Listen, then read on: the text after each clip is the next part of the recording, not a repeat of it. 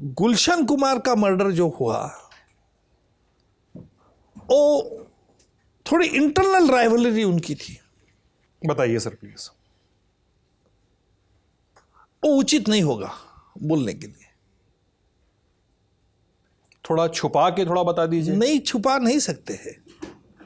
थोड़ी इंटरनल अलग राइवलरी थी, प्रोफेशनल राइवलरी थी, और उस राइवलरी के कारण उनका मर्डर इन लोगों ने किया।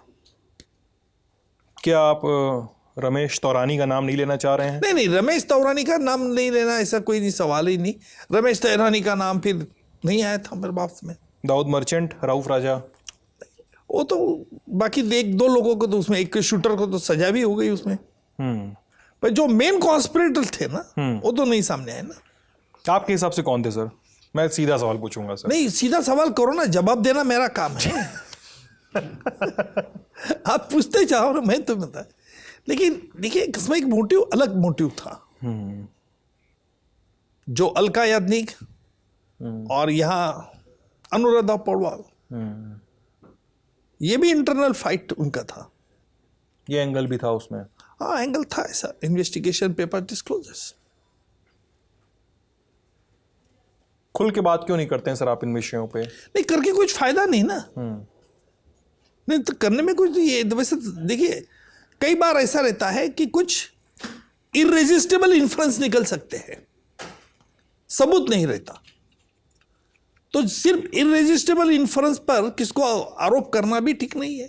इसलिए मैं किसी पर आरोप नहीं कर रहा हूं। हंस क्या कहता है सर आपका? हंस क्या, नदीम बैठा है उधर। नदीम ने बीच में कहा था कि मैं आता हूं लेकिन मेरे केस विड्रॉ कर दो। हमने कहा नहीं विड्रॉ होगी, तुम आना हो तो केस को फेस करना होगा। उसने ये बोला आपसे? मुझसे नहीं बोला, गवर्नमेंट से बोला, गवर्नमेंट ऑफ अच्छा, इंडिया कि मैं आने को तैयार हूँ, केस विड्रॉ करो। लेकिन ये सवाल, ये शर्त रखी कि ट्रायल करना होना, फेस करना पड़ेगा। ट्रायल फेस करना पड़ेगा, आना है तो आ जाओ।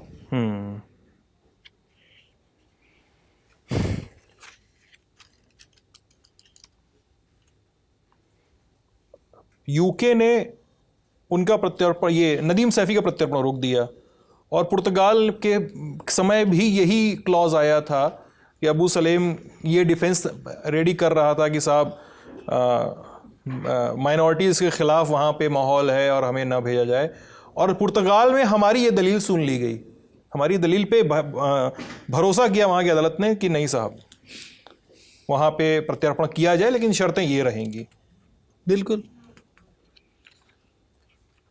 क्या अभी नदीम सैफी या इन लोगों को, बाकी लोगों को भी जो भी अभी नहीं आ पाए हैं, इनके लिए कोई तरीके से, किसी भी कानूनी तरीके से अभी कोशिश नहीं की जा सकती? क्या है, कोशिश चालू है सरकार की। अच्छा।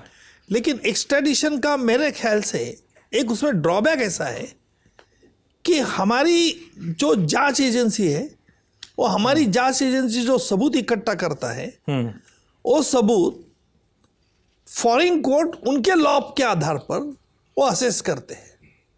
ये बड़ा गलत है। अच्छा, थोड़ा समझाइए सर इस बात को। तो देखो क्या है, अभी डाइंग डिक्लेरेशन, हमारे देश में ये कानून माना गया है कि मरने वाली व्यक्ति आखिरी बात जो बात कहती है वो सच माना जाए।